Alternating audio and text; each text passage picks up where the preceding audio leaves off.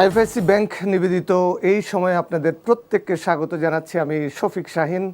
আশা করছি যে যেখানে আছেন ভালো আছেন, নিরাপদে আছেন। দর্শক, আমাদের দেশের চালিকা শক্তি যেহেতু আমাদের গণতন্ত্র এবং রাজনৈতিক দল এবং আমাদের জাতীয় সংসদ একেবারেই ভাইব্রেন্ট, অর্থাৎ সরকার এবং বিরোধী দলের প্রাণবন্ত আলোচনায় আমাদের সংসদ খুবই সক্রিয়। এই সংসদে বিএনপি এবং জামাত জোট তাদের সংরক্ষিত মহিলা আসনে কেমন প্রার্থী দিল, দিনভর তা নিয়ে ছিল নানা আলোচনা, সমালোচনা এবং কৌতূহল। এসব বিষয় নিয়ে এবং রাজনীতির আরও গতিপথ নিয়ে আলোচনা করার জন্য আজকে আমাদের এই স্টুডিওতে আমন্ত্রণ জানিয়েছি জামায়াত সমর্থিত সংরক্ষিত নারী আসনের সংসদ সদস্য প্রার্থী প্রকৌশলী মার্দিয়া মমতাজ। আপনাকে স্বাগত জানাচ্ছি। আমার বাম পাশে আছেন কেন্দ্রীয় ছাত্র দলের যুগ্ম সম্পাদক এবং বিএনপি থেকে সংরক্ষিত নারী আসনের সংসদ সদস্য প্রার্থী মনসুরা আলম। আপনাদের দুজনকেই স্বাগত জানাচ্ছি এবং অভিনন্দন জানাচ্ছি যে আপনাদের দুই জোট থেকে, দুই দল থেকে দুজনকে মনোনয়ন দিয়েছে। আমি মার্দিয়া মমতাজকে দিয়ে শুরু করতে চাই। মার্দিয়া মমতাজ, আপনার একটি কথা খুবই ভাইরাল হয়েছে, আলোচনা সমালোচনার জন্ম দিয়েছে। সেটা হলো যে জামাতের পক্ষ থেকে সংসদে নারী প্রার্থীদের প্রার্থী দেওয়ার বিষয়ে আপনি বলেছিলেন যে সংসদে দু একজন ট্রফি পাঠিয়ে কী লাভ। আপনি কি ট্রফি হিসাবে সংসদে যাচ্ছেন কিনা? আপনাকে ধন্যবাদ। যারা শুনছেন সবাইকে আসসালামু আলাইকুম। আসলে এইটা খুবই দুঃখজনক ঘটনা যে আমরা যখন একটা কথা বলি একটা প্রোগ্রামে, সেটাকে খুবই আংশিক কেটে ছেটে সেটার শুধু একটা অংশ প্রচার হয় এবং যে কারণে আমাকে অনলাইনে বলেন অফলাইনে বলেন খুবই বাজে ধরনের আক্রমণ করা হচ্ছে। তো এখানে আমি বলবো যে এমনকি আমার ইউনিভার্সিটির জায়গাগুলোতেও আমার ছাত্রদেরকেও ব্যাশিং করা হচ্ছে, যারা আমাকে নিয়ে হয়তো বিভিন্ন পোস্টার্স দিয়েছে। তো বিষয়টা আমার জন্য যতটুকু না বিব্রতকর, তার চাইতে বেশি হতাশাজনক। কারণ আমরা যারা রাজনীতিতে আসি, কথা বলি, আমাদের কথাবার্তার জন্য আমাদের পেছনে যে মাথাটা, সেটার স্যানিটি থাকা লাগে এবং ইচ্ছে করে এই আক্রমণগুলো করা হয় যেন আমাদের এই স্যানিটিটা নষ্ট হয়। আমি আপনাকে ব্যাখ্যাটা দিচ্ছি। সেটা হচ্ছে যে আমার মনে হয় এটাতে আপনারা সবাই আমার সাথে একমত হবেন পুরো কথাটা শুনলে। আমার কথাটা ছিল এরকম যে আমরা রাজনীতিতে যখন নারীকে দেখতে চাই, যাদের মাধ্যমে সত্যিকার অর্থে দেশের রাজনীতিতে নারীর প্রতিনিধিত্ব তৈরি হবে এবং তারা দেশের বিভিন্ন সমস্যা এবং নারীর সমস্যাগুলোকে সমাধান করতে কাজ করবে। এটার জন্য দরকার হচ্ছে রুট লেভেল থেকে কাজ করে আসা এমন রাজনীতিক কিংবা আন্দোলনে আছেন, সংগঠনে আছেন, আজকে আমাদের সাথে এরকম একজন আছেন, তাই না? এই ধরনের মানুষ আসাটা খুব জরুরি। কিন্তু সেটা না করে যখন কেবলমাত্র কোটা পূরণের জন্য, আমি এটা আবার বলছি, কেবলমাত্র কোটা পূরণের জন্য অনেক সময় কি করা হয়, অমুকের বউ, অমুকের স্ত্রী এবং এই পরিচয়ে একজনকে হঠাৎ করে, সে কোথাও কোনো দিন কাজ করে নাই, তাকে কেউ কখনো দেখে নাই, হঠাৎ করে একটা পদে দিয়ে দেওয়া হচ্ছে। এটাতে নারীর যে সামগ্রিক রাজনৈতিক উন্নয়ন এবং রাজনৈতিক এজেন্সি তৈরি, সেটা হয় না। এবং এইটাকেই আমি বলছি, এই বিশেষ ধরনের অ্যাপয়েন্টমেন্টটাকে আমি বলেছি তাদেরকে একটা ট্রফি হিসেবে পাঠানো হয়, যেখানে প্রকৃত উন্নয়ন হয় না। এখন আপনি বলেন, আপনার কাছে কি মনে হচ্ছে যে আমি ট্রফি? সুতরাং আমার কাছে মনে হয় যে এই কথাগুলোকে আমাদের খুব সতর্কভাবে শোনা উচিত এবং বাংলাদেশের মানুষ আসলে বেশিরভাগ সময় হুজুগে চলে, তো তারা যে পুরোটা ভিডিও শুনে এটাকে নিয়ে একটা সিদ্ধান্তে যাবে, এটা হুজুগে চলে না কিছু মানুষ। না, দেখেন, ভদ্র মানুষকে তো আপনি এই সমস্ত এই যে ভাইরাল করতে দেখবেন না। কিন্তু আজকে আমি ধরেন 50-60 জনকে যাদেরকে ব্লক করতে বাধ্য হয়েছি, যারা আমার নামে বিভিন্ন আমার স্কার্ফ পরা ছবি এবং নিচে অন্যান্য ওয়েস্টার্ন ড্রেস এবং খুবই অশ্লীল পোশাক, এটাকে এডিট করে করে প্রচার করছে, তাদেরকে আপনি কি ভদ্র মানুষ বলবেন? কিন্তু তাদের সংখ্যাটা বেশি। সমস্যাটা হচ্ছে এটাই যে আমরা এমন কিছু মানুষের হাতে ডিজিটাল ডিভাইস এখন দেখি, যারা আগে চায়ের স্টলে বসে এসব নারীকে নিয়ে অশ্লীল আলোচনা করত, আজকে জাইমা রহমান, কালকে মার্দিয়া মমতাজ, পরশু মনসুরা। এবং এদের কিন্তু কোনো দল নাই। কিন্তু আমরা এই সমস্যাটা সমাধান করতে পারছি না, কারণ আমরা একদল আরেক দলকে যদি বলি যে আপনার দলের মানুষজন এটা করছে, তাহলে কিন্তু আমরা সমস্যাটাকে সমাধান করতে পারবো না। আমাদেরকে চিন্তা করতে হবে আমরা সব দলের নারীরা একদিকে আর সমস্যাটা এখানে।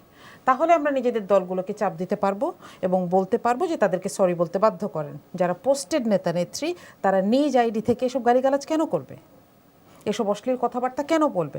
আমার বিপক্ষেরও যদি হয়, আমি কোনো দিন চাইবো না যে মানসুরাকে কেউ কোনো দিন একটা শেমিং করুক, আমি সেখানে কথা বলবো। আপনি দেখেন জাইমা রহমানকে নিয়ে যারা কথা বলেছে আমি সেখানে সাথে সাথে প্রতিবাদ করেছি, আমার ফেসবুকে এটার প্রমাণ আছে। সুতরাং নারী নারী, এমনকি কোনো পুরুষও তার একটা সম্মান আছে, মর্যাদা আছে। রাজনীতি করতে এসে তো তিনি সেটা খুইয়ে আসেননি। সুতরাং এই জায়গাটাতে আমাদেরকে সমস্যাটাকে একপাশে রেখে সেটাকে দেখা। জি, ধন্যবাদ আপনাকে। মনসুরা আলম, আপনাকে দেখলাম যে অনেকে অভিনন্দন জানাচ্ছে, এখন অভিনন্দনের জোয়ারে আপনারা ভাসছেন। একই সাথে আপনাকে অভিনন্দন জানাতে গিয়ে আপনার যারা প্রতিদ্বন্দ্বী প্রতিযোগী রাজনীতিবিদ আছেন তাদেরকেও কেউ কেউ আবার ব্যাশিং করছে, কটাক্ষ করছে, সেটার প্রেক্ষিতে আবার আপনাকে স্ট্যাটাসও দিতে হচ্ছে। মানে এই পরিস্থিতিটা কেন? আসলে এই পরিস্থিতিটা নিয়ে মার্দিয়া আপা যে কথাগুলো বলেছেন আমি ওনার সাথে একমত। যে আমি বারবারই এটা বলেছি, যখনই উইমেন ইস্যু আসে, নারীদেরকে ব্যাশিং, নারীদের সাথে অন্যায় করা, সেগুলোকে পলিটিক্যালি অ্যাড্রেস করতে হবে, এবং যেটা আমাদের সাথে কখনো করা হয়ে উঠছে না। আপনি দেখেন যে কালকে অভিনন্দন জানাতে গিয়ে আমার মনে হচ্ছিল যে সামহাও সব কিছু শিফট হয়ে যাচ্ছে, যে আলোচনাটা এভাবে আসার কথা ছিল না যেটা যেভাবে হচ্ছে। এবং আমি প্রথম দিকে কিন্তু আমি খেয়ালও করিনি যে কি হচ্ছে, মানে আমি সব দিক দিয়ে মিলে আমি জিনিসটা আসলে খেয়াল করতে পারিনি। এরপরে যখনই সেটা আমার নজরে আসলো, তারপরে কিন্তু আমি স্ট্যাটাসটি দিলাম যে কোনো অবস্থাতেই আমাকে উপরে তুলতে গিয়ে আরেকজনকে নিচু করা যাবে না। মানে এইটা আসলে কোনো স্ট্র্যাটেজি হতে পারে না। আমরা দীর্ঘদিন লড়াই সংগ্রাম করে এসেছি, আমাদের মধ্যে মত পার্থক্য থাকে, এবং সেই মত পার্থক্য অনেক সময় বাজে দিকেও টার্ন নেই, সেটা ঠিক আছে। কিন্তু তারপরেও কিন্তু কোনো একটা জায়গায় গিয়ে যখন আমরা রাজনৈতিক প্ল্যাটফর্মে যাব, বড় পরিসরে যাব, তখন সেই জায়গাগুলো হওয়া উচিত পারস্পরিক সহানুভূতি এবং ধৈর্য, শ্রদ্ধা সব কিছুর সমন্বয়ে। কিন্তু আপনি দেখবেন এই যে আমরা আমাদেরকে সংরক্ষিত নারী আসনে নির্বাচন বা সিলেকশন মনোনীত করা, এটা নিয়েও কিন্তু বিভিন্ন ধরনের আলোচনা হচ্ছে। যে আমি কালকে কিছু লেখা দেখলাম এরকমই, যে আপনি নিজেকে মনে করেন স্ট্রং ইন্ডিপেন্ডেন্ট উইমেন, আপনি এখন সংরক্ষিত আসনে কেন যাচ্ছেন? মানে এটা কোনোভাবেই কি আপনার সম্মানে আঘাত লাগছে না কেন? আমার কথা হলো যে এই যে সংরক্ষিত আসন, সেটার ইতিহাস তো একদিনের না। সেটা এসেছে কেন? যে বাংলাদেশের বাস্তবতায়, বাংলাদেশে যে ধরনের পরিবেশ ছিল, সেখান থেকে একজন নারী রাজনীতিতে আসছে এবং তিনি নির্বাচন করে জিতে আসবেন, তার যে সামাজিক রাজনৈতিক পরিস্থিতি প্রতিকূলতার মধ্যে পড়তে হবে, সেটা চিন্তা করে কিন্তু তখনকার যে ল মেকার্স যারা ছিলেন তারা সিদ্ধান্ত নিয়েছিলেন যে মেয়েদের জন্য আমরা শুরুতে 15টি আসন ঠিক করব, এবং পরবর্তীতে যেটি 10 বছরের জন্য সেটি ঠিক করেছিলেন, যেটি পরবর্তীতে আরও বাড়াতে হয়েছে। কারণ আমরা তখন দেখেছি যে তখন যে পরিস্থিতিতে 15 জন দিতে হলো, কিন্তু দিন দিন সেটিকে কিন্তু বাড়াইতে হলো। কেন বাড়াইতে হলো? যে বাস্তবতায় আমরা তখনও পৌঁছাতে পারছিলাম না যে নারীরা নির্বাচনে অংশগ্রহণ করছেন এবং তিনি কোনো বাধা ছাড়া সেখানে জিতে আসতে পারছেন। কারণ একটি আসনে দাঁড়িয়ে একজন নারীও হারতে পারেন, একজন পুরুষও হারতে পারেন, কিন্তু পুরুষ যখন হারবে তাকে কেউ বলবে না যে বেডি মানুষ, মানে বেড়া মানুষ হারছে।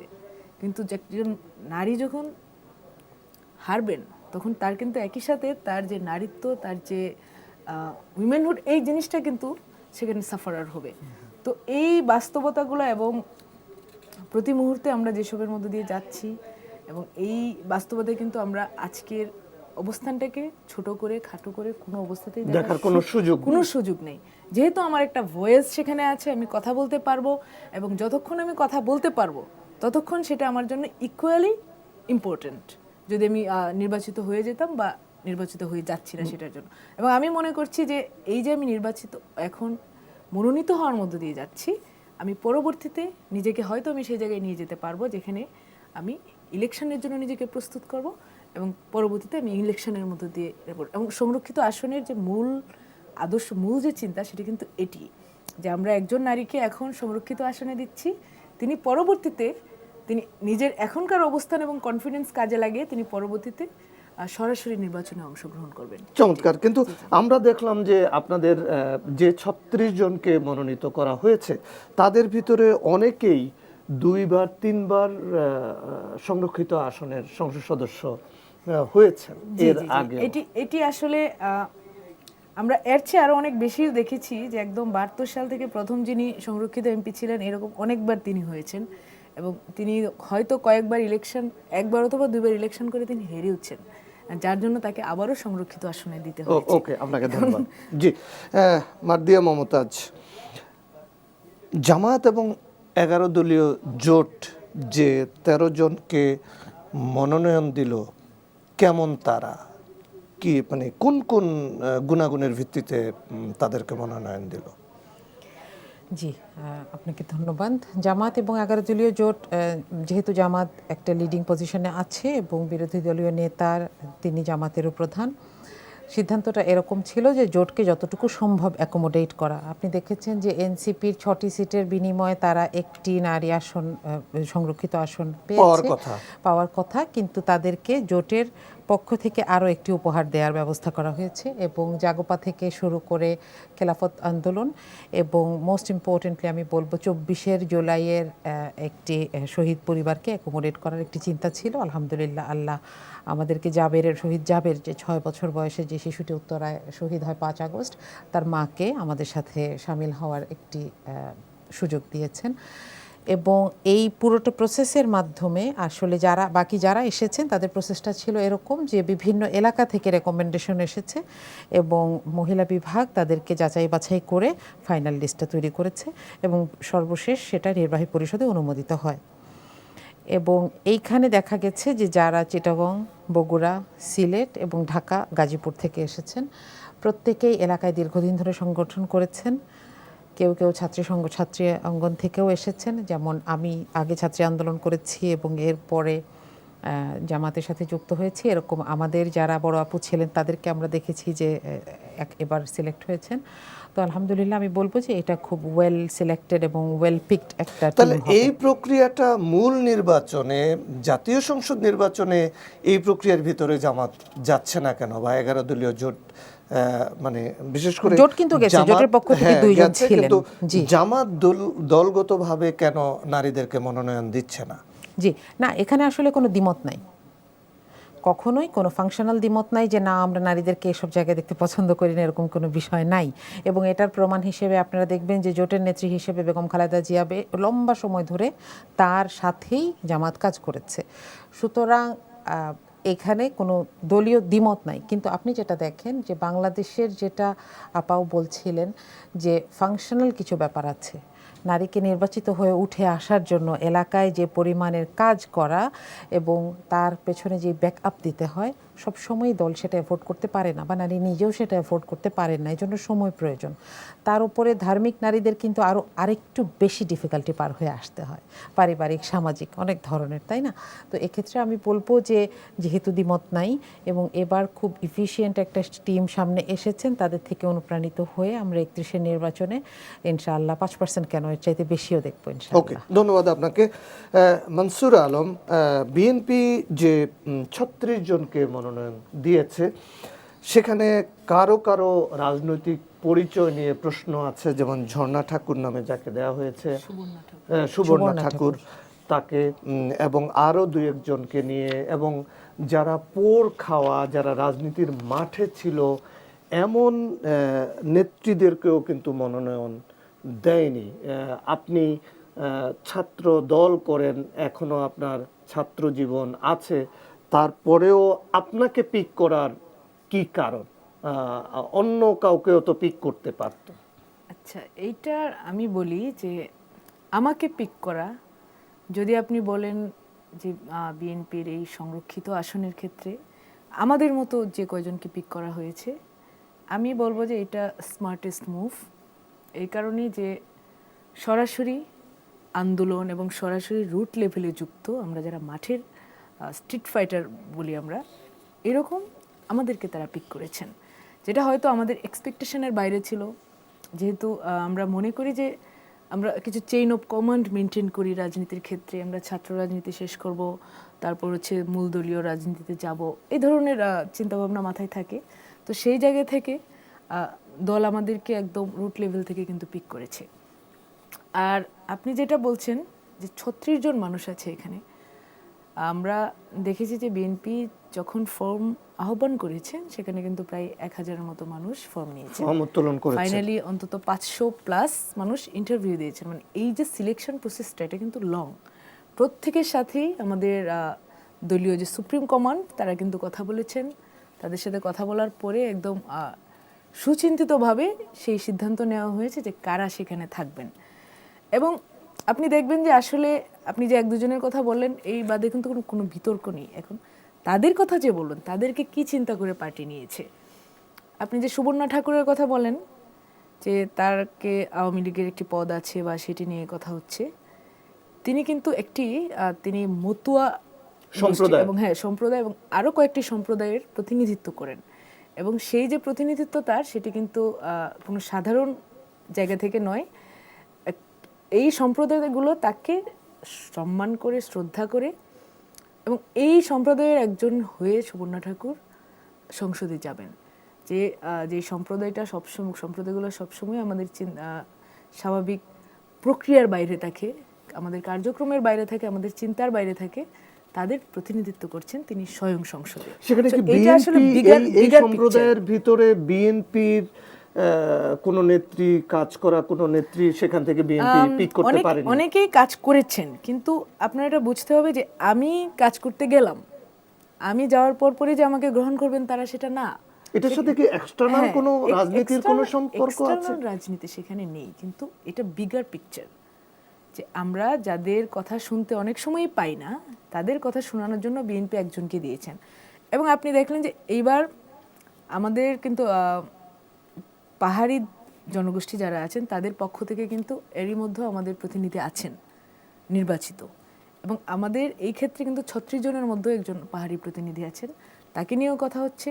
এবং তিনিও তার জনগোষ্ঠীকে রিপ্রেজেন্ট করার জন্য পার্টি মনে করেছে যে তিনিই হয়তো আমাদের জন্য বেস্ট চয়েস এই ক্ষেত্রে, যে তিনি আমাদেরকে রিপ্রেজেন্ট করতে পারবেন সংসদে ওই জনগোষ্ঠীটির হয়ে।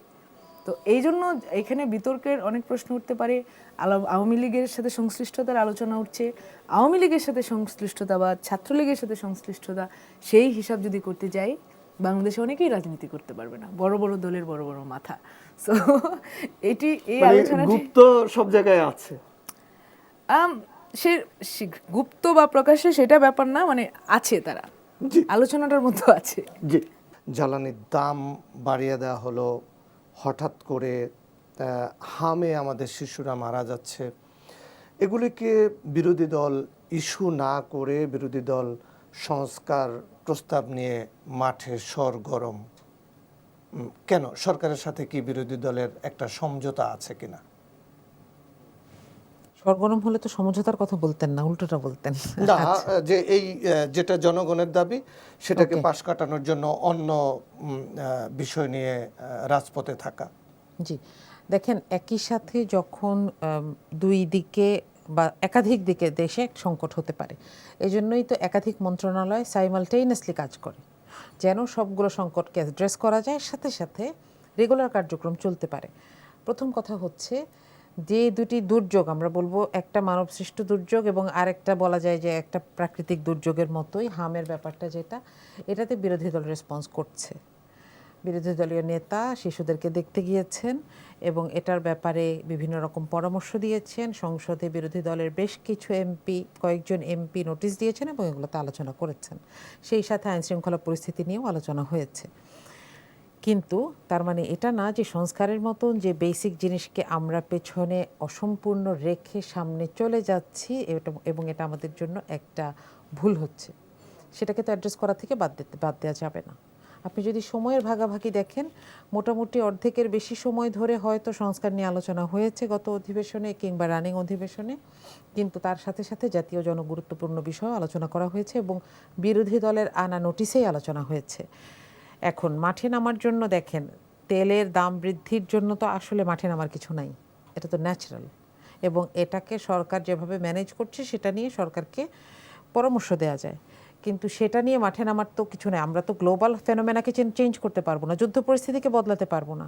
কিন্তু সরকার যেখানে আগের দিনও বলল যে আমাদের পর্যাপ্ত মজুদ আছে এবং আমরা জ্বালানির দাম বাড়াবো না, পরের দিনই জ্বালানির দাম বাড়ানো হলো।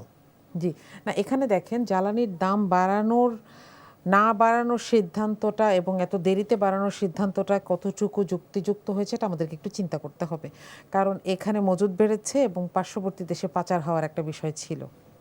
এখন যেটা হলো, এখন এক ধাপে এত বেশি বাড়ানো হয়েছে, সেটা আবার পার্শ্ববর্তী কয়েকটা দেশের চাইতে বেশি।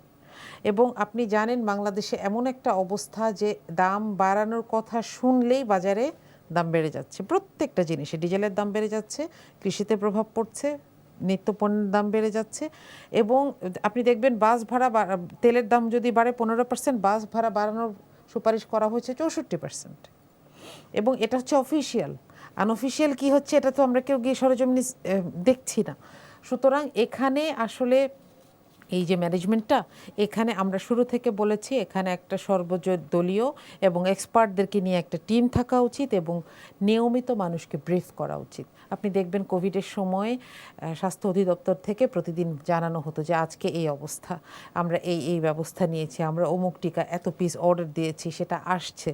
তাহলে মানুষ যখন ইনফর্মড হয়, মানুষ ভয় পায় কম।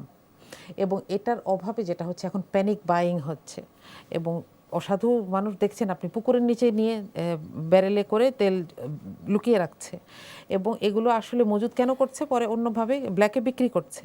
তাহলে এই ইমব্যালেন্সটার ম্যানেজমেন্টে তো আসলে সরকারকে সচেষ্ট হতেই হবে। যদিও এটা আমার কারণে তৈরি না, কিন্তু এটা তো আমার দেশের সমস্যা, এটাকে তো আমাকে ম্যানেজ করতে হবে। ধন্যবাদ আপনাকে। মনসুর আলম, আমরা দেখলাম যে প্রধানমন্ত্রী তিনি বগুড়ায় গিয়ে বলেছেন যে গুপ্তরা সক্রিয়, তারা নানা ষড়যন্ত্র করছে, অস্থিরতার পায়তারা করছে।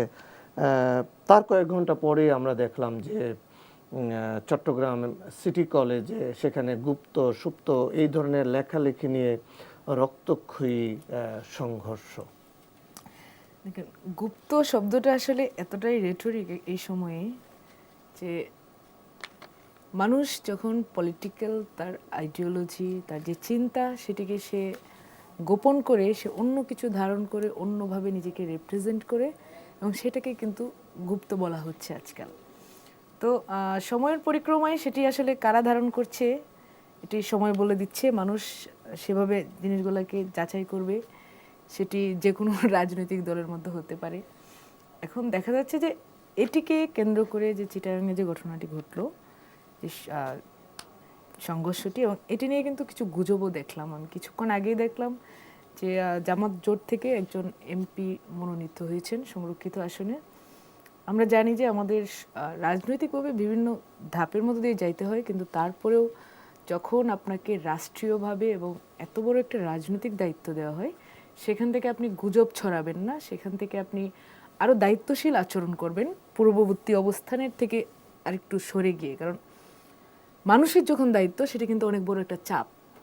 আমি আনন্দ করার চেয়ে বেশি চাপ নিচ্ছি, কারণ আমার মনে হচ্ছে যে এটা এমন একটা দায়িত্ব যেটি আসলে প্রতি মুহূর্তে আমার নিজেকে সেই কিছু প্রসেসের মধ্য দিয়ে যেতে হবে, প্রতি মুহূর্তে আমাকে নিজেকে প্রশ্ন করতে হবে, নিজেকে ভাঙা গড়ার মধ্য দিয়ে রাখতে হবে।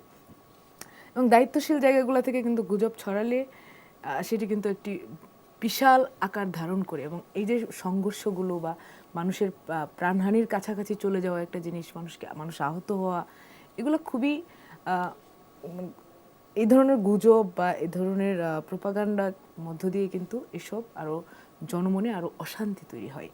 তো এই যে মাননীয় প্রধানমন্ত্রী যা বলেছেন, সেটি কিন্তু তিনি খুব সতর্কভাবেই বলেছেন। তিনি আগেও কিন্তু সতর্ক করেছেন। হ্যাঁ, আগেও তিনি বলেছেন যে আমাদেরকে সেগুলো থেকে আসলে সাবধান থাকতে হবে, যে কারা কি ছড়াচ্ছে, কারা কি উদ্দেশ্য এখানে নিয়ে বসে আছে, কারা কোন চিন্তা থেকে দেশের এই যে অস্থিতিশীল পরিস্থিতি তৈরি করার চেষ্টা হচ্ছে। যে আমরা জানি যে অলরেডি কিন্তু দেশে একটা ক্রাইসিস চলছে, জ্বালানি তেলের যে ক্রাইসিসটি, বা সেগুলো কেন্দ্র করে বিভিন্ন ধরনের আলোচনা।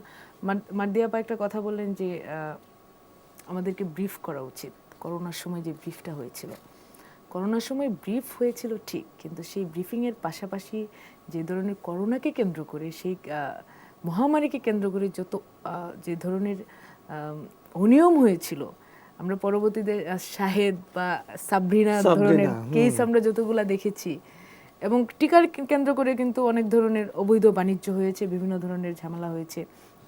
এমন ব্রিফিং করার সুবিধা অসুবিধা দুটি কিন্তু আছে। এক হচ্ছে যে আপনি যখন জানাচ্ছেন অবস্থাটা, তখন এক ধরনের সিচুয়েশন তৈরি হয়, মানুষ সেটাকে একভাবে গ্রহণ করে, সেখানেও কিন্তু দুটো পক্ষ তৈরি হয়। আবার আপনি যখন জানাচ্ছেন না, তখনও তারা এক ধরনের ক্রাইসিসের মধ্যে ভোগে, তারা ভাবে যে কি করবে, বা সেটা তাদের জানা যাচ্ছে না। কিন্তু তারা যখন জেনে যায়, তখন তাদের অনেক ক্ষেত্রে সেটা বৈধ অবৈধ যেটাই হোক, যেটা ভালো মন্দ যেটা হোক, যে কোনো সিদ্ধান্ত নিতেও তাদের জন্য সহজ হয়ে যায়। সেটি মানুষের উপকারে আসতে পারে, আবার হচ্ছে কালোবাজারিদের উপকারেও আসতে পারে। তো আমি ওই জায়গা থেকে বলছি যে ব্রিফিং হচ্ছে না, হয়তো এই জন্য আমরা অনেকটা ব্রিফিং কিছু হচ্ছে, কিছু হচ্ছে না। তো এই যে মাঝামাঝি অবস্থানটা, সেটার জন্য হয়তো আমরা অনেক ধরনের ক্রাইসিস এড়িয়ে যেতে পারছি। এটাই আর কি। ধন্যবাদ মার্দিয়া মমতাজ। চট্টগ্রামের ঘটনাটা ছাত্র দল এবং শিবির সংঘর্ষে জড়াতে হলো কেন?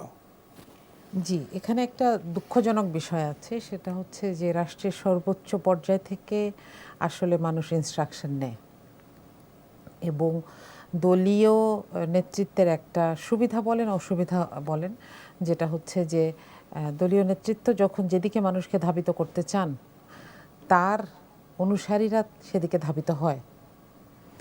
আপনি দেখেন প্রধানমন্ত্রী যখন গুপ্ত নিয়ে, তিনি নির্বাচনের আগেও এই কথাটি নিয়ে বেশ কথা বলেছেন। এখানে আমার একটা ছোট জিনিস বলার আছে, যদি আমাকে একটু 1 মিনিট সময় দেন।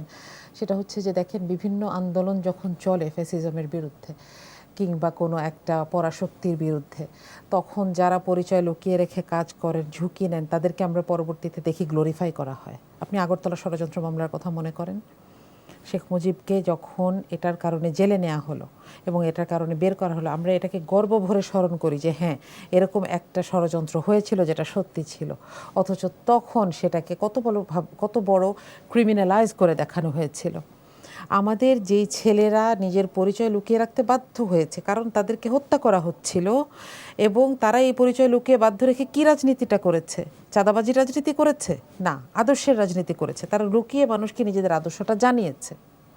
তাদেরকে আমি এখন গুপ্ত সুপ্ত বলে এক থেকে ঠেলে দিচ্ছি, ক্রিমিনালাইজ করছি, অথচ তাদের অবদানকে আমি অস্বীকার করলে এখানে আসতে পারি না। আমি আসছি, যারা নিষিদ্ধ ছাত্রলীগ আছে, আওয়ামী লীগ আছে, তাদেরকেও মিন করে থাকতে পারে যে এরা গুপ্ত অবস্থায় আছে, সুপ্ত অবস্থায় আছে। না, অবশ্যই এটা করে থাকতে পারেন। এবং আপনি যেটা বলছিলেন একটু আগে, যে সংরক্ষিত মহিলা আসনের মধ্যেও আমরা এখানে কিছু দেখতে পাচ্ছি, যে কেউ হয়তো আগের পরিচয় গোপন করেই এখানে এসেছেন। নইলে তো বিএনপির মতন একটা ত্যাগী দল যারা কষ্ট করেছে, তারা এরকম একজন পোস্টেড নেত্রীকে এই জায়গায় নিয়ে আসতেন না। এটার ফলাফল হিসেবে যখন দুই পক্ষের মধ্যে লাগে, আপনি দেখেন যে আমি আপনাকে কিছু নাম বলবো, যে ওমর পলাশ, যুগ্ম আহ্বায়ক, কমার্স কলেজ ছাত্রদল। আমি নামগুলোর জন্য বলছি যেন ওটাকে ভেরিফাই করা যায়। মির্জা ফারুক, সদস্য সচিব, এমইএস কলেজ ছাত্রদল, তার বাড়ি নাঙ্গলকোট, এবং এটসেট্রা। এরা দেখেন, এখানে আমার কাছে ছবি আছে, তারা দেশীয় অস্ত্র নিয়ে ছাত্রদের উপর হামলা করেছেন। এবং এরপরে আরেকটা ছবি আছে, ওটা আমি ইচ্ছা করে ব্লার করে রেখেছি, ওটার দিকে আমার পক্ষে তাকানো সম্ভব। আমি ভিডিওটা যখন দেখছিলাম আমি শিওরে উঠছিলাম। আমরা কখনোই এই জায়গাটায় যেতে চাই না। যে কোনো সংঘাত, যে কোনো বিরোধ, ছাত্রদের মধ্যে হাতাহাতি মারামারি হতে পারে, এই অস্ত্রগুলো কোথায়? আপনি কি কোনোদিন দেখবেন যে এগুলো উদ্ধার হচ্ছে? জি, রাকিবুল ইসলাম রাকিব, তিনি দাবি করেছেন যে ছাত্র দলের উপর শিবির নৃশংস হামলা চালিয়েছে এবং দেশীয় অস্ত্র নিয়ে ঝাঁপিয়ে পড়েছে, এবং কোন অবস্থাতেই ছাড় দেয়া হবে না। মিছিল হয়েছে ঢাকা বিশ্ববিদ্যালয়ে। না, ঠিক আছে, দাবি করতে পারেন। তাহলে আমাকে এই পরিচয়গুলো একটু ক্ল্যারিফাই করতে হবে। তাহলে এই পরিচয়গুলো কাদের? এবং শিবিরের কাউকে অস্ত্রসহ দেখা গেলে আমি ব্যক্তিগতভাবে আপনাকে এখানে বলে যাচ্ছি, আমি চাই তার শাস্তি হোক। তাকে শনাক্ত করা হোক এবং শাস্তি হোক, এবং যদি ছাত্র দলেরও হয় তাহলে আমি চাই তাকে শনাক্ত করা হোক এবং তার শাস্তি হোক। কারোরই অধিকার নাই, ছাত্র কেন, কেউই কোনো অস্ত্র নিয়ে কারোর উপর হামলা করতে পারেন না, যারই হোক। এখন কথা হচ্ছে যে এইটা হওয়ার সাথে সাথে আমি একটা প্রতিবাদ মিছিল বের করলে আমি আমার ঘাড়ের থেকে দায়িত্বটা নামিয়ে ফেলতে পারি না, এটা আমাকে মনে রাখতে হবে। এখন এখানে একটা না, বিষয় শিবিরও হচ্ছে, ব্রিফ করেছে, শিবির তার কেন্দ্রীয় কার্যালয়ে এই দায় ছাত্রদলের উপর চাপিয়েছে। জি, কিন্তু মিডিয়া, ছবি, ভিডিও, আপনি ভিডিওতে দেখবেন, ভিডিও থেকে তো এই স্ন্যাপশটগুলো নেওয়া, এবং এটা কিন্তু নতুন ঘটনা না। আমি আপনাকে কয়েকটা ঘটনা একটু সংক্ষেপে বলে শেষ করি। 2 সাংবাদিককে হামলা হয়েছে কবি নজরুল কলেজে 18 তারিখ এই মাসেরই, এবং একজন নেতার নেতৃত্বে থানায় হামলা হয়েছে সিরাজগঞ্জে 18 তারিখ, ফটোকপির দোকানে হামলা হয়েছে রাজশাহী বিশ্ববিদ্যালয়ে 6 তারিখ, সাংবাদিকের উপর হামলা হয়েছে জগন্নাথ বিশ্ববিদ্যালয়ে 17 তারিখ, এবং আজকের ঘটনাটা সহ আমরা যদি বলি, এলিফ্যান্ট রোডে ব্যবসায়ী হত্যা চেষ্টা মামলায় গ্রেফতারকৃত ছাত্রদল নেতা মোহাম্মদ হোসাইন মিথুন, তাকে আটক করার পরে আরও 6 জন তাকে হামলা করে থানা থেকে ছিনিয়ে আনার জন্য যান। আকবর আলী, বশির ইসলাম, আসাদ, মাসুম, ইমন, আলেম, তারা আনতে যান এবং তাদেরকে অ্যারেস্ট করা হয়। তাহলে আপনি, এটা তো একটা ঘটনা না, এটা তো ক্রমান্বয়ে হচ্ছে এবং আধিপত্য বিস্তারকে কেন্দ্র করেই ঘটনাগুলো হচ্ছে, এবং এটাই বাংলাদেশের আমরা এতদিন দেখে আসছিলাম। কিন্তু আমরা তো ভেবেছিলাম 24-এর পরে এই ঘটনাগুলো বদলাবে, কারণ এই অত্যাচারগুলোর কারণেই কিন্তু ছাত্রদল, ছাত্র শিবির দুই পক্ষই ক্যাম্পাস ছাড়া ছিল। আমার নিজের ক্যাম্পাসে আমি আবরারকে খুন হতে দেখেছি, এগুলোর কারণেই তো। তাহলে এইগুলো আমরা আবার কেন শুরু করছি, আমরা কেন আবার এই ক্ষমতার খেলায় চলে যাচ্ছি? আমি আবারও বলছি, এখানে অপরাধীকে শনাক্ত করা দরকার, এবং করে যে অপরাধ করেছে তাকে শাস্তি দেওয়া দরকার। প্রশাসন কি সেটা করবে? ধন্যবাদ আপনাকে। মনসুরা আলম, চাইলে এই সংঘর্ষ এড়ানো যেত কিনা, অথবা সেখানে বিএনপি, জামাত তারা মাঝখানে দাঁড়িয়ে, এই সংঘর্ষের মাঝখানে দাঁড়িয়ে তারা কোনো সমাধান করতে পারতো কিনা? বাংলাদেশে এখন যে বাস্তবতা তৈরি হয়েছে, সেখানে একটি সংঘর্ষ তৈরি যে হয়, সেটির পিছনের কি কি কারণ থাকে বলেন? আপনি এক জায়গায় যাচ্ছেন, আপনি একটা কথা বলছেন, দায়িত্বশীল জায়গাগুলো থেকে খুবই পরিকল্পিতভাবে গুজব ছড়ানো হয়। এই যে দেখেন, ডক্টর মাহমুদা মিতু, তাকে নমিনেশন দেওয়া হয়েছে জামাত জোট থেকে। তিনি একটি ছবি দিয়েছেন, এখানে ছবিতে লিখছেন, পায়ের ছবিটা শহীদ ওয়াসিমের পাশের ছেলেটার, শহীদ ওয়াসিমের সাথে একটা ছেলের ছবি দিয়ে সে লিখছে, এই ছেলেটিকে পায়ের গোড়ালি কুপিয়ে আলাদা করে দিয়েছে ছাত্রদল। এবং তিনি বলছেন ছেলেটির নাম হচ্ছে ছাত্র শিবিরের চট্টগ্রাম মহানগরীর একটি ওয়ার্ডের সভাপতি আশরাফুল ইসলাম। অথচ দেখেন যে এই ছেলেটির নাম হচ্ছে সায়েদ হোসেন, তিনি ওই চিটাগাংয়ের একজন ছাত্রদল নেতা। এই ছেলেটি শিবির নেতা নন। তার মতো দায়িত্বশীল জায়গায় থেকে, যেহেতু তিনি এনসিপির একজন দায়িত্বশীল নেত্রী এবং মনোনীত প্রার্থী, তার মতো জায়গায় যদি এই ধরনের এত বড় একটা মিসআন্ডারস্ট্যান্ডিং তৈরি করে দেওয়া হয় মানুষের মধ্যে, তাহলে সেটি কোন জায়গায় পৌঁছাতে পারে? আপনি দেখেন যে এস এম ফরহাদ, ডাকসুর যে জিএস এবং শিবির নেতা, একই কাজটি সেও করেছে, এই একই তথ্যটা সেও ছড়িয়েছে। তো এই ধরনের তথ্য ছড়ানোর পরে স্থানীয় যারা আছে, বিভিন্ন পর্যায়ে যারা আছে, সেখানে কি অশান্তি তৈরি হবে না? সেখানে কি বারবার ঝামেলা হবে না? কারণ এখানে মানুষের আপনি যখন গুজব যখন আপনার মাথায় টাচ করে, তখন তো আপনার অন্য কিছু ভাবার সুযোগ থাকে না। দুই পক্ষ কিন্তু সেটা নিয়ে অস্থিরতার মধ্যে থাকে যে এখন এই ঘটনাটির পরে দুই পক্ষ, আমরা কিন্তু সেই জায়গায় আমি নিজে উপস্থিত ছিলাম না, এখন যারা উপস্থিত আছেন সেটা কিন্তু বিভিন্ন অ্যাঙ্গেল তৈরি হচ্ছে। আমি দেখতে পাচ্ছি যে ছাত্রদলের বিভিন্ন নেতাকর্মীরা হসপিটালে ব্যান্ডেজ বাজা অবস্থায়, হাত কাটা অবস্থায়, পা কাটা অবস্থায় পড়ে আছে, এবং তাদেরকে, এবং শিবিরের 2 জন কর্মীকেও কিন্তু শনাক্ত করা হয়েছে দেশীয় অস্ত্রসহ চিটাগাংয়ের ঘটনায়। এবং সেই জিনিসগুলোকে কিন্তু একদম প্যাথোলজিক্যাল লায়ারের মতো কিন্তু তারা এই ধরনের গুজব ছড়িয়েছে। আমি ছাত্রদলের পক্ষ থেকে এখন পর্যন্ত আমি কোনো গুজব দেখতে পাচ্ছি না। তারা নিজেদের নেতাকর্মীরা সেই সংঘর্ষের মধ্যে আহত হয়েছে, সেইটার প্রতিবাদে কিন্তু তারা মিছিল করেছে, বিক্ষোভ মিছিল করেছে ঢাকা বিশ্ববিদ্যালয় ক্যাম্পাসে। এবং আপনি যেটা বলছিলাম যে প্রধানমন্ত্রী কেন ওনার জায়গা থেকে গুপ্তের ব্যাপারে এখনো সতর্ক করে যাচ্ছেন, ব্যাপারটা কিছুটা ঠাকুরগড়েকে আমি কলা খাইনির মতো হয়ে গেল। যে আমরা হতে পারে যে দেশের ক্রাইসিসের সুযোগ নিয়ে যে কোনো গোষ্ঠী কিন্তু সেখানে কাজে লাগাতে, মানে নিজেদের সুবিধাতে সেটা কাজে লাগাতে পারে। এখন গুপ্তকে, সেটা যে কেউ হতে পারে, যাদের এখন রাজনৈতিক আইডেন্টিটি হাইড করে রেখে কাজ করার দরকার আছে তারা গুপ্ত হতে পারে, অথবা যারা মনে করে না এখনও আমাদের আগের মতো একটু লুকিয়ে থাকতে হবে, লুকিয়ে থেকে আইডিওলজিক্যালি বিভিন্ন ভরঙের মধ্যে থেকে আমাদেরকে হচ্ছে মানুষের মাঝে পৌঁছাতে হবে, বিভ্রান্তি ছড়াতে হবে, তারা হতে পারে গুপ্ত। এখন কার সেই কথা কিভাবে গায়ে লাগছে, প্রধানমন্ত্রী কাদের উদ্দেশ্যে বলেছেন, সেটা কাদের গায়ে লাগছে সেটা তাদের বিষয়। আরেকটা জিনিস হলো যে জুলাইয়ের অবদান বা বিভিন্ন সময় যে আপা যেটা বললেন যে গুপ্ত থেকে যেই অবদানের কথা বলা হচ্ছে, এখন সেই গুপ্ত থেকে এক ছাত্রনেতার, শিবির ছাত্রনেতার, তার ঢাকা বিশ্ববিদ্যালয়ে একটি সংগঠনে নিষিদ্ধ ঘোষিত ছাত্রলীগের একটি পদ ছিল তার, সেই পদের ব্যবহার করে তিনি যে আমার সহযোদ্ধাদের গায়ে হাত তুলেননি, তিনি যে আমরা যখন আহত হয়েছি বিভিন্ন সময় ঢাকা বিশ্ববিদ্যালয়ে, তিনি যে সেটার মধ্যে ছিলেন না, সেখানে হাজার হাজার মানুষ ছিল, সেটার মধ্যে তিনিও ছিলেন না, সেটা আমি কি করে বলবো, সেটা আমি কি করে জানবো? তো এরকম ঘটনা তো অহরই ঘটতে পারে, সেটা দিয়ে যে সবসময় ভালো কিছু হচ্ছে তা তো না।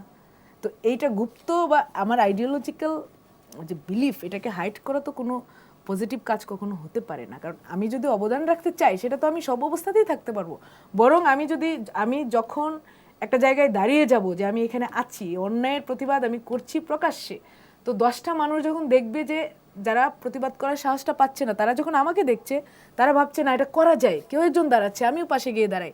এবং জুলাইটা কিন্তু এই ভয়হীনতা কাটিয়ে উঠতে পেরেছে বলেই কিন্তু মানুষ তখন যোগ দিয়েছিল যে 10 জন দাঁড়াচ্ছে, আমরা আরও 10 জন যাই, আরও 50 জন যাই, আরও 100 জন যাই। এভাবেই দেশের প্রত্যেকটি মানুষ কিন্তু নেমে এসেছিল। জুলাই সেজন্য হয়েছিল, জুলাই গুপ্ত থেকে গুপ্তদের অবদানের মাধ্যমে জুলাই হয়নি। জুলাই মানুষের প্রকাশ্য অবস্থান, প্রকাশ্য প্রতিবাদের জন্য হয়েছে। জি, ধন্যবাদ আপনাকে। এই যে ছাত্রদল এবং শিবির যে মুখোমুখি অবস্থায় আছে, এটার রাজনৈতিক পরিস্থিতি কোন দিকে যেতে পারে? জি, আসলে এই যে সংস্কৃতি যে একজন আরেকজনের সাথে মতের অমিল হলেই আমি তাকে অস্ত্র দিয়ে হামলা করছি, এই সংস্কৃতিটা অ্যাজ আ হোল দেশের জন্য খুবই দুর্ভাগ্যজনক। সেটা কি শুধু ছাত্রদলই অস্ত্র নিয়ে হামলা করে? প্রমাণ তো সেটাই দেখছি। তারপরেও আমি আপনাকে এটা বলেছি যে এমনও যদি হয় যে কোনো শিবির কর্মীও এখানে যুক্ত আছে, তার দৃষ্টান্তমূলক শাস্তি হওয়া দরকার। মূল কথাটা হচ্ছে অপরাধটার শাস্তি হওয়া দরকার। একটা কথা খেয়াল করেন, এই অস্ত্রগুলো কোথায় থাকে? নিশ্চয়ই এগুলো বাতাস থেকে তৈরি হয় না। আপনি প্রত্যেকটা ছাত্র হোস্টেলে, এবং আমার মনে হয় পুলিশ এটা বের করা তার জন্য খুবই খুবই সহজ একটা কাজ। সমস্ত রাস্তায় এখন সিসি ক্যামেরা থাকে, একটা মানুষের পুরোটা হাঁটাকে ট্র্যাক করা যায়। এই অস্ত্রগুলো কোথায় থাকে, কারা এই অস্ত্রগুলোকে সামিল করে, জমা করে? আপনি দেখবেন যে বিগত ফ্যাসিস্ট আমলে আমাদের বাসাগুলোতে যখন রেইড হতো, ওরা সাথে করে অস্ত্র নিয়ে আসতো। এমনকি আমাদের কিচেনে বটি পেলেও সেখানে বলতো যে জঙ্গি হামলা হয়েছে, জঙ্গি অস্ত্র পাওয়া গেছে। কোরআন পেলেও বলতো জঙ্গি বই পাওয়া গেছে। এই জায়গাটা থেকে বের হয়ে এসে এই অস্ত্রগুলো কোথায় থাকে, কারা ব্যবহার করছেন, যাদের ছবিগুলো ভিডিওগুলো এসেছে, এগুলো তো সিসি ক্যামেরারই ভিডিও কিংবা মিডিয়ার নেওয়া ভিডিও, সেখান থেকে অ্যানালাইসিস করে যত দ্রুত সম্ভব বিচারের জায়গায় চলে যাওয়া উচিত। তখন আমরা এই পারস্পরিক দোষারোপ থেকে বের হয়ে আসলে অপরাধটাকে ঘৃণা করতে শিখব। আর যদি আমি আজকে একজন অপরাধীকেও ছাড় দেই, তাহলে আমি আমার দলের বাকিদের কাছে এটা মেসেজ দিলাম যে যাই অন্যায় করে আসো, আমি কিন্তু তোমাকে বাঁচাবো। এটা কোনো দলের জন্য কোনো সুবাতাস বয়ে আনে না, এবং এটারই ফলাফল হিসেবে আমরা 24-এ দেখেছি একজনকে দেশ ছেড়ে পালাতে হয়েছে। আমরা কেউ কখনো বাংলাদেশের জন্য এরকম আরেকটা অস্থিতিশীল পরিবেশ চাই না। আমি যে দলেরই হোক, আমি যে দলেরই হই, আমি ইভেন এটাও চাই না যে এটা বিএনপির জন্য হোক, কারণ এখন এটা বাংলাদেশ।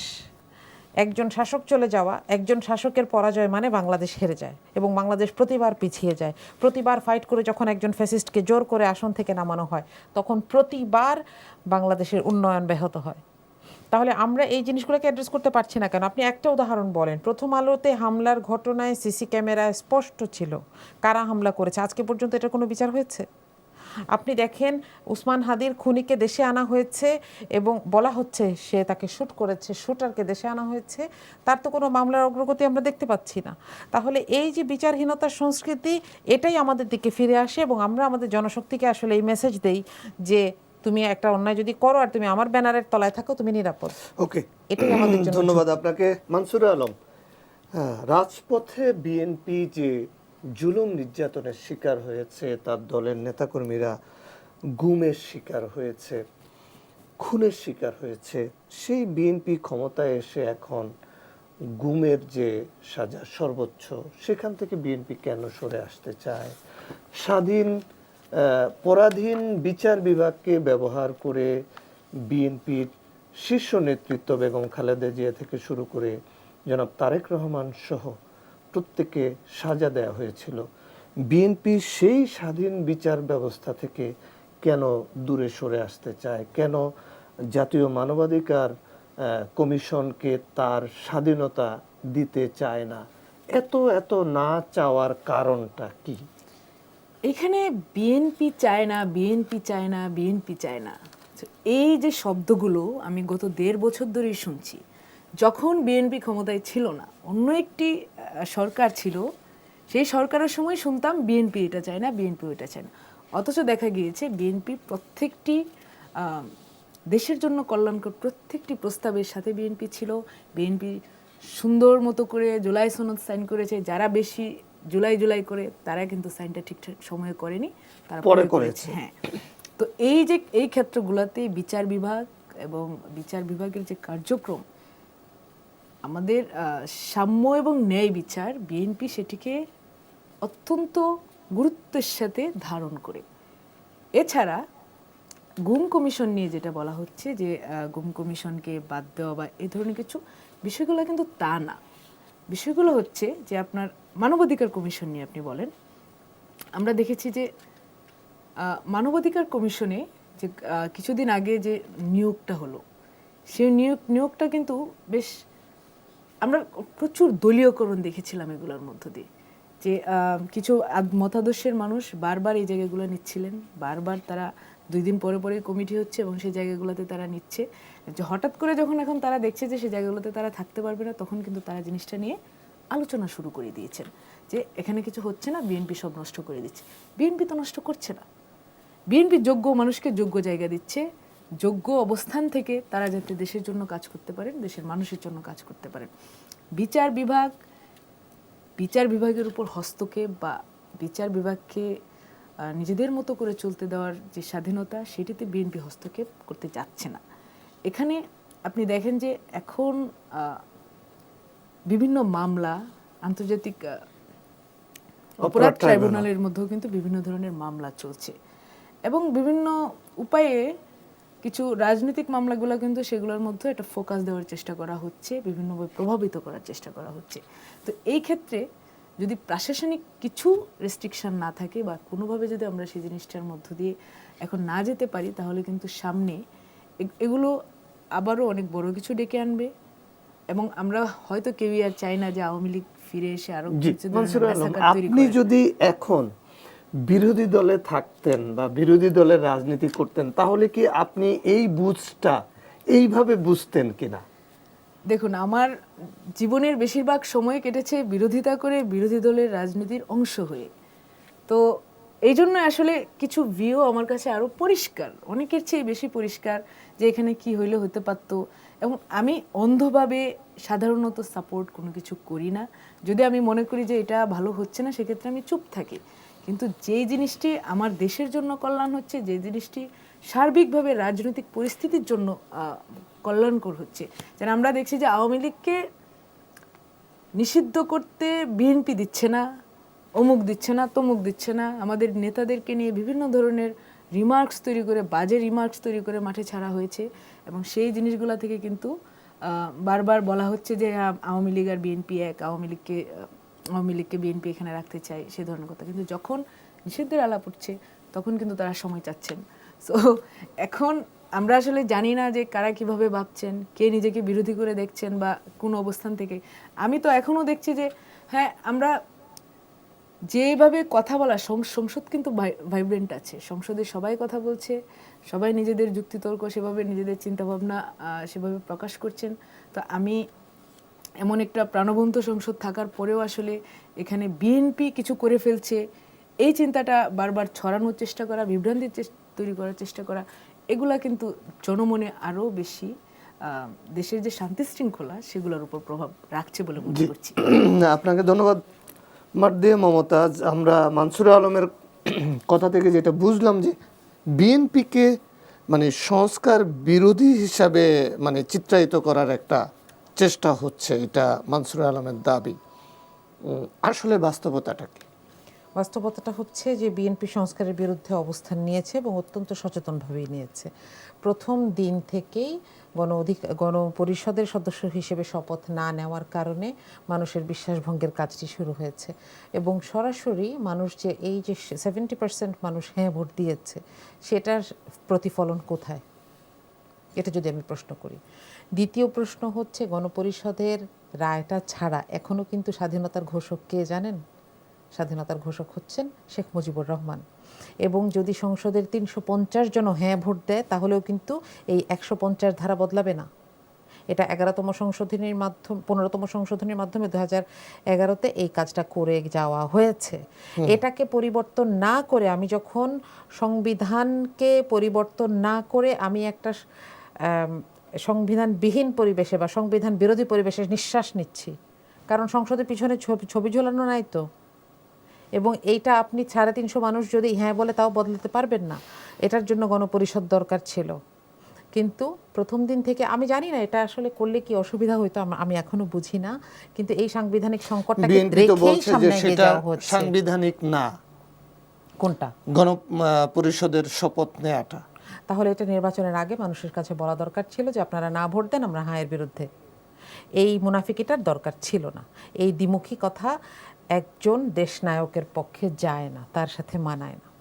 দ্বিতীয় কথা হচ্ছে আপনি গুম অধ্যাদেশের কথা বলছিলেন, খুব দুঃখজনক জানেন যে গুম অধ্যাদেশ বাতিলের মাধ্যমে দেখেন এটার একটা কারেকশন আসার কথা ছিল, তো এটাকে ল্যাপস না করে এটাকে রেখে পরবর্তীতে সংশোধনী আনতে তো কিন্তু অসুবিধা ছিল না।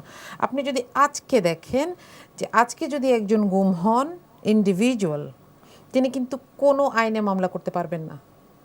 কেন? আন্তর্জাতিক অপরাধ ট্রাইব্যুনাল আছে। সেটা সিস্টেমেটিক গুম, সেটা হচ্ছে অনেকগুলা গুম সহ একটা অথরিটিকে দায়ী করে যেটা মামলা হয় সেটা। আপনি একজন ইন্ডিভিজুয়ালের মামলা আইসিটিতে যায় না। তাহলে আমি এটাকে কোথায় নিয়ে যাচ্ছি? এবং গত 2 মাসে প্রতি 4 দিনে একজন করে কোনো কথা, বক্তব্য কিংবা ফেসবুক স্ট্যাটাসের কারণে অ্যারেস্ট হয়েছেন। একজনকে একদিন পরে অ্যারেস্ট দেখানো হয়েছে। দ্বিতীয় কথা হচ্ছে গুম অধ্যাদেশের আরেকটা সুপারিশ ছিল, এটাকে আমার কাছে সবচাইতে ইম্পর্টেন্ট মনে হয়, যে এই গুমের আদেশ যে দিয়েছিল তাকেও বিচারের আওতায় আনার সুপারিশ ছিল। আমি জানি না যে এটাই অনেক বড় প্যারামিটার কিনা এটাকে বাতিল করে দেওয়ার জন্য, কারণ এটাতে আসলে সমস্যাটা গোড়া থেকে সমাধান হতো। তবে এটা ঠিক পেছনে থাকা অনেক রথী মহারথীদের চেহারা সামনে চলে আসতো। কিন্তু এটাকে করার কারণে, বাতিল করার কারণে, এবং আপনি দেখেন মানবতা বিরোধী এটা হয়েছে। এবং গণভোট অধ্যাদেশের ব্যাপারটা তো হাস্যকর। বাংলাদেশে সবচাইতে বেশি বেনিফিশিয়ারি গণভোটের কারা? বিএনপি। কিন্তু এই জামাত বেনিফিশিয়ারি না। না, 2বার বিএনপি অ্যারেঞ্জ করেছে এটা, এবং একবার এরশাদ সরকার অ্যারেঞ্জ করেছিল। তো সেক্ষেত্রে আমি বলবো যে এইগুলোর মাধ্যমে যদি কারোর মনে অনাস্থা তৈরি হয়, সেটার জন্য আপনি এটাকে গুজব বলতে পারেন, আপনি এটাকে বিরোধী দলের প্রচেষ্টা বলতে পারবেন না। এটা তো প্রচেষ্টা না, এটা হচ্ছে। সুতরাং বিরোধী দল মানুষের পক্ষ হয়ে সরকারের কাছে কৈফিয়ত চাইছে। জি, ধন্যবাদ আপনাদের দুজনকে। আমরা শেষ করছি। দর্শক, আপনারা দেখছিলেন আইএফএসসি ব্যাংক নিবেদিত এই সময় অনুষ্ঠান। আমরা একেবারেই শেষ প্রান্তে শেষ করছি। আপনারা সবাই ভালো থাকুন, নিরাপদে থাকুন।